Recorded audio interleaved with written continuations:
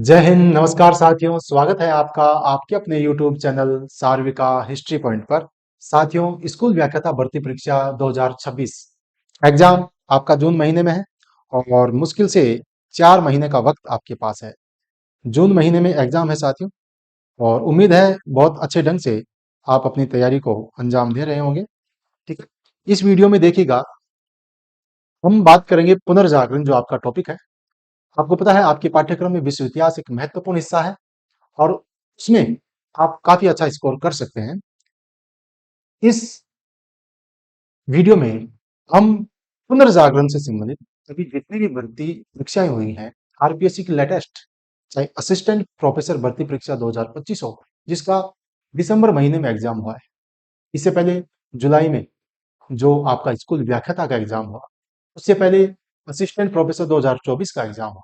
In exam में पुनर्जागरण से किस प्रकार के क्वेश्चन पूछे गए हैं, कहां से पूछे गए हैं, न केवल कैसे पूछे गए बल्कि कहां से पूछे गए, इनके सोर्स की भी बात करेंगे। आपको पता है कि पीवाईक्यू कितना इंपॉर्टेंट है। पहले तो इसलिए महत्वपूर्ण था क्योंकि रिपीटेड क्वेश्चन ज्यादा थे, लेकिन अब आरपीएससी ने पैटर्न बदला और उसमें आपने देखा होगा रिपीटेड क्वेश्चन की संख्या कम हो गई। संख्या कम हुई है, उपयोगिता कम नहीं हुई है। किस सोर्स से कैसा क्वेश्चन आ रहा है, उसके आसपास संभावित तथ्यों को याद करना बड़ा महत्वपूर्ण है। क्वेश्चन कहां से आएगा ये तो कोई नहीं बता सकता। आरपीएससी क्या पूछेगी वो आरपीएससी ही जानती है। एग्जाम जो बनाएगा पेपर वो ही जानता है, ब्रह्मा जी कोई भी नहीं है। लेकिन हम संभावित चीजों को अवश्य देखें, प्रश्न के आसपास के जो फैक्ट है उनको अवश्य देखें, कहां से प्रश्न उठाया गया है उसको अवश्य देखें, उस पुस्तक को अवश्य पढ़ें, तो संभावना है, सफल होने की ज्यादा संभावना है। ठीक है साथियों, इस वीडियो में बात करेंगे वो एक पुस्तक, मूल पुस्तक जो यूनिवर्सिटी के पाठ्यक्रम में भी चलती है, बेहतरीन पुस्तक है। अभी पहले एक एक क्वेश्चन की बात करते हैं, बने रहेगा वीडियो में, देखिएगा। आरपीएससी स्कूल व्याख्याता भर्ती परीक्षा 2025 में एक क्वेश्चन पूछा गया। क्वेश्चन साहित्य से है, पुनर्जागरण कालीन साहित्य से है। साहित्य में आपको दो स्टेटमेंट दिए हुए हैं यहाँ पे। सर्वेंटीज नाम का इतिहासकार है, इसके बारे में कहा गया है कि ये डच भाषा का विद्वान था, पहला। दूसरा, सर्वेंटीज ने डॉन क्विक्सॉट नामक ग्रंथ की रचना की। दोनों में से आपको पहचानना है कौन सा कथन सत्य है, ये पहचानना है। समझ गए बात को? ठीक है।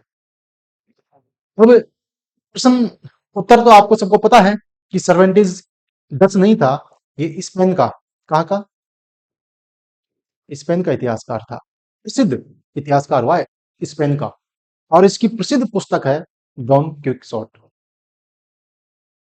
इस पुस्तक के बारे में पूछना बनता भी है। यही वो पुस्तक है जिसमें सर्वेंटीज ने मध्यकालीन झूठी सूरवीरता पर व्यंग्य किया है। आप सबको पता है कि मध्यकाल में, मध्ययुगीन जो यूरोप था, उसमें सामंती व्यवस्था थी, मैनर प्रणाली थी। उस मैनर प्रणाली में जो नाइट वर्ग था, जो योद्धा वर्ग, अपने आप को झूठी सूरवीरता के दिखावे कर रहा था, जो कह रहा था कि मैं सब समस्याओं का समाधान कर दूंगा, और खुद मुश्किलों में उलझा हुआ है, उस पर बड़ा व्यंग्य किया है इस पुस्तक में। इसी पुस्तक के प्रसिद्ध कथन है, हर कुत्ते का अपना दिन आता है। इसी पुस्तक का प्रसिद्ध कथन है, मीर का प्रमाण खाने में है। ये सब इसी पुस्तक में है। पुस्तक इंपॉर्टेंट है, पूछा है। चलो ठीक है, इसके सोर्स की बात करूं तो ये अपनी नॉर्मल सी बेसिक पुस्तक अंडरस्टैंडिंग पैदा करती है टॉपिक के रिलेटेड। यूनिवर्सिटी में चलती है, Sharma and Vyas,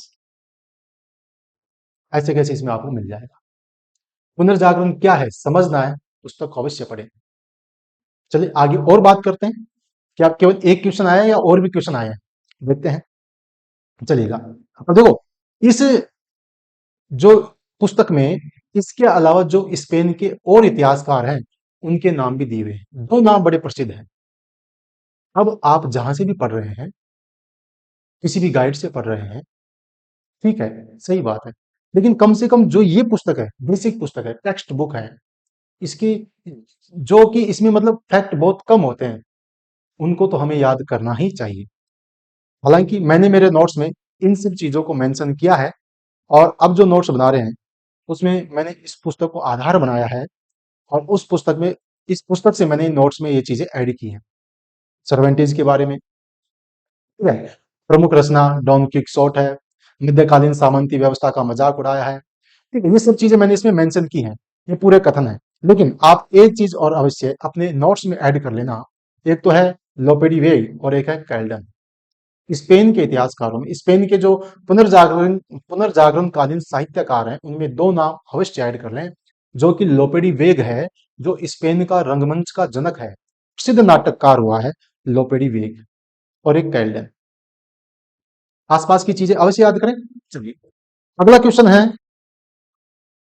RPSC assistant professor 2024 में पूछा गया है। इस क्वेश्चन में अब किसी भी गाइड की आवश्यकता ही नहीं है, केवल बेसिक किताब यदि आप पढ़ रहे हैं, जो बिल्कुल बस स्पष्ट रूप से आपको समझा रखा है कि पुनर्जागरण में क्या हुआ है, उससे आपका यह आंसर निकल रहा है। अब देखो इस क्वेश्चन में पूछा क्या है, देखो दो कथन दिए हैं आपको। स्थानीय बोलचाल की भाषा में साहित्य की रचना हुई, रेनेसां के अंदर, पुनर्जागरण के अंदर स्थानीय बोलचाल की भाषा में साहित्य की रचना हुई, पहला कथन। दूसरा, पुनर्जागरण कालीन साहित्य की विषय वस्तु धर्म के इतर भी थी।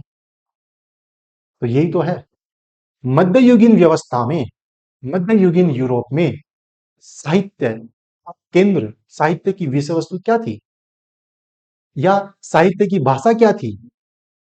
अच्छा, पुनर्जागरण कालीन साहित्य मध्ययुगीन साहित्य से किस प्रकार से भिन्न है, बस इतना पता होना चाहिए, आपका ये आंसर हो जाएगा। केवल अवधारणा विकसित होनी चाहिए, पुनर्जागरण मध्यकाल से किस प्रकार से भिन्न है, क्या क्या परिवर्तन हो रहे हैं साहित्य के अंदर, ये पूछा है। तो हमें पता है साहित्य में स्थानीय बोलचाल भाषा, देशज भाषाओं में साहित्य की रचना हुई, पहला कथन बिल्कुल सही है। दूसरा, विषय वस्तु धर्म के अलावा भी थी, हाँ यही तो है, पुनर्जागरण के समय जो विषय वस्तु वो धर्म के अलावा होगी, धर्म के प्रभाव से हर कला मुक्त हो गई।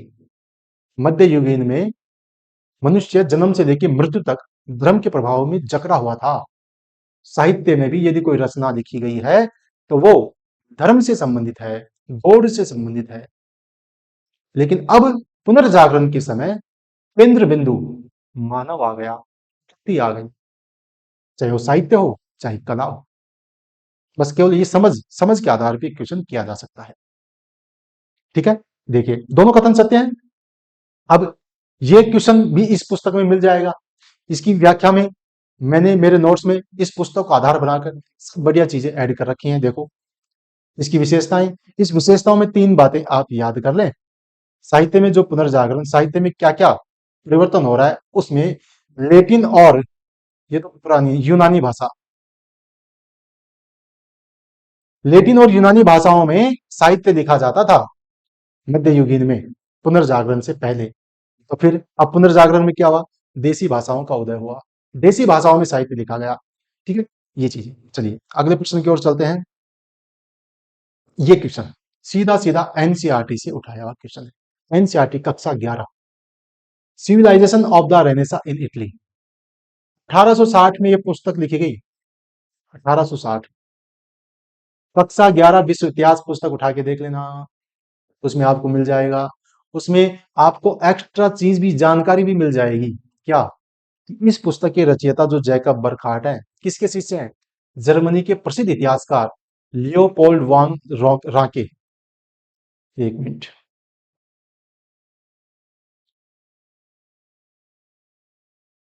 ये राके जर्मनी के हैं, जर्मनी के राके के शिष्य हैं जैकब बर्कहार्ट। ठीक है, इनके द्वारा ये पुस्तक लिखी गई। क्यों लिखी गई, 14वीं सदी से लेके 17वीं सदी के दौरान जो जो सांस्कृतिक परिवर्तन हुए यूरोप में, उन परिवर्तनों को इस पुस्तक में लिखा गया है। राके में जैकब बर्कहार्ट में क्या अंतर है, इसको भी इस पुस्तक में बताया गया है, एनसीईआरटी कक्षा 11। राके जहां राजनीतिक इतिहास पर ज्यादा बल देते हैं, जैकब बर्कहार्ट सांस्कृतिक इतिहास को बल देते हैं, इस पर ज्यादा जोर देते हैं। मैंने मेरे नोट्स में इन चीजों को ऐड किया है। अब जो बेसिक किताबें हैं ना, वहां से आपको चीजें पढ़नी पड़ेंगी, चीजें याद करनी पड़ेंगी, समझना पड़ेगा, और कम से कम कहीं से पढ़ें, इनके फैक्ट को तो अवश्य याद करें। देखो स्विट्जरलैंड के हैं, ब्रेसले विश्वविद्यालय के इतिहासकार हैं, वॉन रांके के विद्यार्थी हैं, और इन्होंने संस्कृति को ज्यादा महत्व दिया। अब इसकी एक पुस्तक तो आपसे पूछ ली, इसकी एक पुस्तक और है डेर सिसेरोन, इसको याद करना भी महत्वपूर्ण हो जाता है। तो ये मेरा वीडियो बनाने का उद्देश्य है कि जहां से क्वेश्चन पूछा जा रहा है उसके आसपास की चीजें भी आप अवश्य याद करें, ये महत्वपूर्ण है। चलो अगला क्वेश्चन देखते हैं।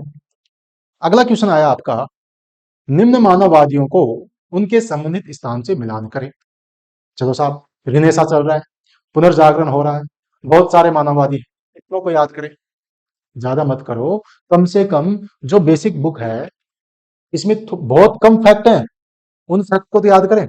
ये चारों मानववादी इस पुस्तक में दिए हुए हैं। अब बताओ, आराम से, नॉर्मल पुस्तक है, बेसिक, जो केवल समझ विकसित करते हैं, उसमें फैक्ट है सारे के सारे। आपका रेड क्लिन कहाँ का है? साउथ जर्मनी का है। इरेस्मस कहाँ का है? पोलैंड का है। पोलेट कहाँ का है? इंग्लैंड का है। पेट्रा कहाँ का है? इटली का है। इटली में कहाँ का है? फ्लोरेंस का है। बेसिक से समझाया गया है इसमें आपको। अब इसमें जो मैंने मेरे नोट्स में जो व्याख्या की है उसमें मैंने तो इस पुस्तक का आधार बनाया है, सारे फैक्ट ऐड किए हैं। इटली के जो मानववादी हैं वो, हॉलैंड का इरेस्मस, जर्मनी का, अब देखो जर्मनी में आपसे रियोक्लिन पूछ लिया, इसके अलावा मेलाकंथन है, ये इसका भतीजा था। रियोक्लिन और मेलाकंथन दोनों चाचा भतीजे हैं, तो इनको भी याद करना जरूरी है, ठीक है। और इंग्लैंड में जॉन कॉलेट पूछ लिया, और थॉमस मूर तो प्रसिद्ध है ही, इसकी पुस्तक थी यूटोपिया, ये तो है ही है। तो जहां से प्रश्न पूछा जा रहा है उसके आसपास की जो चीजें हैं वो अवश्य याद करें। और ऐसी पुस्तक नहीं है जिसमें दुनिया भर के फैक्ट हो, बहुत बेसिक सी पुस्तक है। चलिए अगला क्वेश्चन है, अब ये सीधा एनसीईआरटी से पूछा, एनसीईआरटी कक्षा 11, प्रिंसिपिया मैथमेटिक नामक पुस्तक का लेखक कौन है? असिस्टेंट प्रोफेसर भर्ती परीक्षा 2024, कौन है? न्यूटन है साहब। क्या दिया? गुरुत्वाकर्षण सिद्धांत को इसमें समझा है, डिटेल से समझा है। हमें क्या करना है, एनसीईआरटी के जो इसके अलावा एक टेबल बनी हुई है, उस टेबल में इस पुस्तक का नाम है, और भी कई पुस्तकें हैं, उनको भी याद करना है।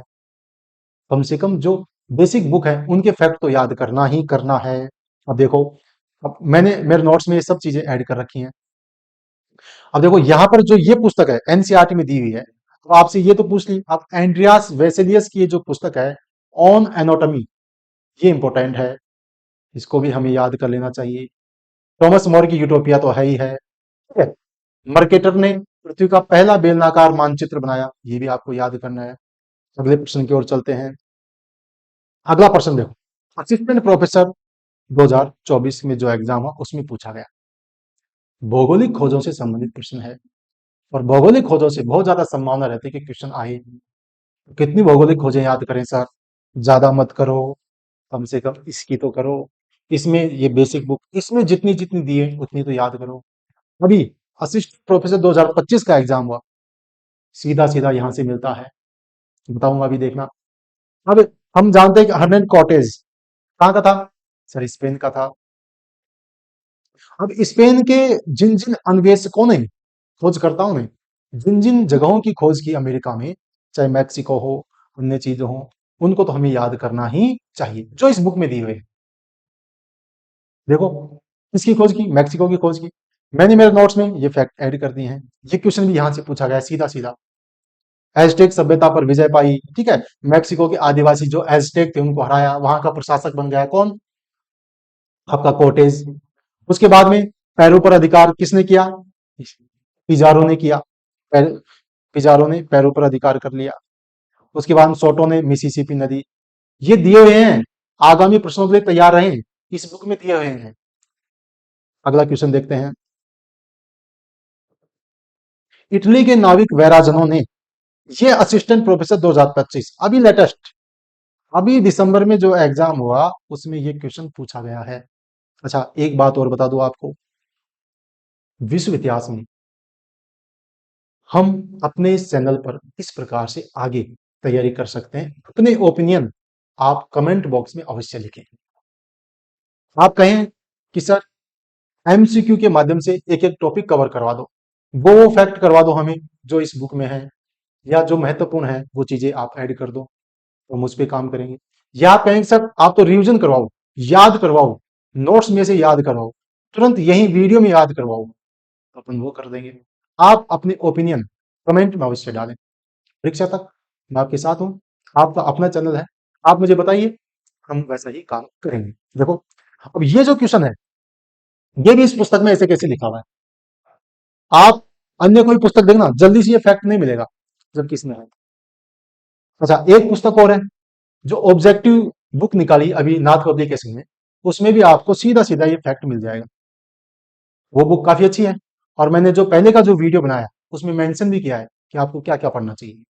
ठीक है, तो 1524 में जब दुनिया में यूरोप के, स्पेन, पुर्तगाल, ये सब देश भौगोलिक खोजें कर रहे थे, उस समय फ्रांस भी कहाँ पीछे रहने वाला था। तो फ्रांस के राजा ने 1524 में इटली के नाविक वैराजनों को एशिया की खोज के लिए भेजा। वो एशिया तो नहीं पहुंचा, अमेरिका, नई दुनिया पहुंच गया, और उसने उत्तरी कैरोलिना से न्यूयॉर्क तक की खाड़ियों का क्षेत्र ढूंढ निकाला। असिस्टेंट प्रोफेसर 2025 में पूछ लिया क्वेश्चन। अब आप देख लो, और कहाँ का फैक्ट है, बेसिक बुक नॉर्मल, जिसमें बहुत ज्यादा फैक्ट नहीं है, वहां से देखना। हम कह रहे हैं कि आरपीएससी ने पैटर्न चेंज कर दिया, वो देखो आप।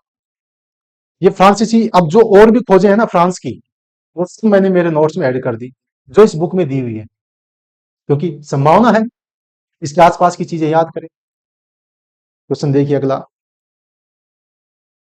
इटली का पहला चित्रकार। अब यूं तो ये क्वेश्चन आपको हर नोट्स में, हर बुक में मिल जाएगा, लेकिन हूबहू ऐसे कैसे, ये लाइन आपको इस बुक में ही मिलेगी कि परंपरागत बाइजेंटाइन शैली को छोड़कर क्या क्या परिवर्तन हुए पुनर्जागरण की चित्रकला में, वो ये बताएगा। आपको समझ आएगा कि भाई किस प्रकार से कैसे कैसे परिवर्तन हो रहे हैं। और जो इस समय पुनर्जागरण कालीन चित्रकला का जनक था, वो जिएटो था, आप सब जानते हैं। प्रोफेसर भर्ती 2025 में अभी लेटेस्ट एग्जाम हुआ है, उसमें पूछा गया है दिसंबर में। अगला क्वेश्चन देखो,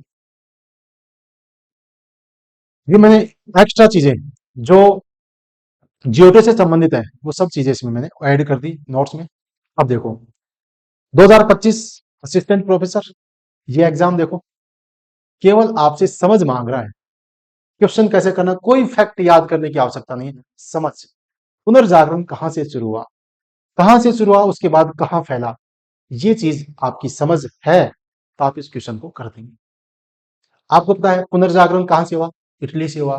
इटली में भी कहां से हुआ, फ्लोरेंस से हुआ। फ्लोरेंस, वेनिस जैसे शहरों से शुरू होता है, इटली में फैलता है, इटली के बाद यूरोप के अन्य देशों में फैलता है। बस यही इस ये क्वेश्चन क्लियर होगा इस बात से। मोटे तौर पर कला और साहित्य पुनर्जागरण 3 चरणों में हुआ। पहले चरण में फ्लोरेंस और वेनिस, द्वितीय चरण में रोम, और तृतीय चरण में उत्तरी यूरोप के शहर। दोनों कथन बिल्कुल रूप सही है, यह का आंसर होगा। केवल समझ मांग रहा है। अब इस पुस्तक को पढ़ने का फायदा क्या, इसके फैक्ट भी आरपीएससी पूछ रही है, और यह पुस्तक आप में समझ पैदा भी कर रही है। अवधारणात्मक और फैक्ट दोनों क्वेश्चन इससे कवर हो रहे हैं। बड़ी महत्वपूर्ण पुस्तक है, इसलिए मैंने सोचा कि क्यों न विद्यार्थियों तक ये बात बताई जाए और उनको एक सही मार्गदर्शन मिले। ऐसी मेरी कोशिश है इस वीडियो को बनाने की। इसमें हमने जो अभी आरपीएससी के द्वारा जो क्वेश्चन की गई, उनको हमने देखा।